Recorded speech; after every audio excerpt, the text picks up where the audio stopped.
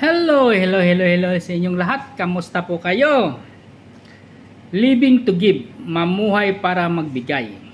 Pagbasa sa kasulatan, Proverbs chapter 11 verse 24 to 25.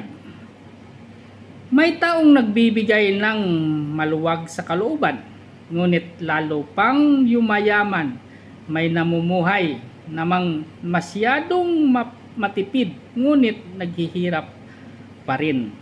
Ang taong mapagbigay ay lalong yumayaman, ang marunong magbigay ay tiyak na tatanggap.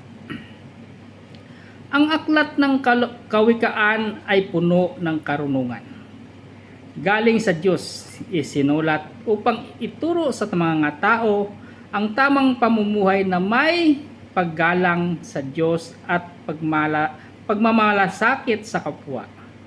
Sa Proverbs 11 ay makikita natin ang pagtutok ni King Solomon sa kaibahan ng matuwid at masama, ng mapagbigay at makasarili, ng matapat at mandaraya.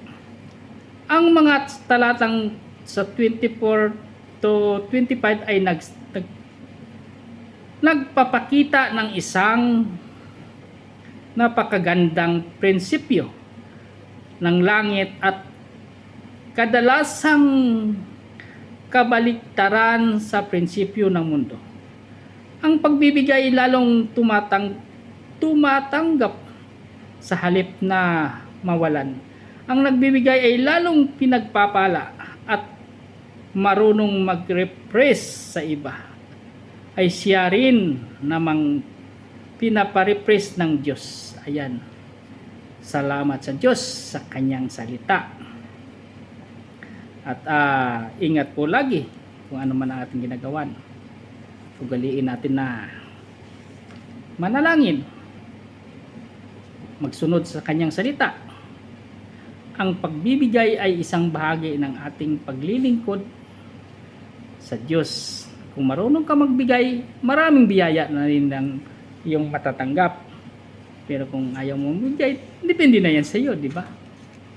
Kung ayaw mo magbigay, ikaw rin na yan magsasuffer niyan eh. Mas mainam magbigay kaysa ikaw ang bibigyan, ika nga sabi nila, di ba? Ayan.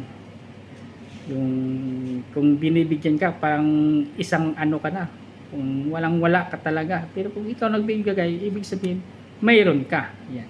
Salamat sa inyong panonood. God bless us all. Ingat po lagi. And shout out sa ating mga followers dyan. And sa ating mga viewers. Ingat po lagi.